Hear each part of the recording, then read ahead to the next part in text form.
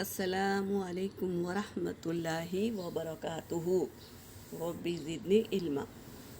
حسن خاتمہ کی دعا، یعنی نزا کی حالت میں جب ہم دنیا چھوڑ رہے ہیں، دنیا کا رابطہ ختم ہو رہا ہے، اس وقت اللہ ہمیں کلمہ پڑھنا نصیب کرے، اس کے لیے یہ دعا ہے۔ جو پڑھے گا تو اس کا خاتمہ حسین طریقے سے ہوگا۔ کیا ہے وہ دعا؟ اللہم لقنی حجت الایمان، حجت الایمان عند الممات۔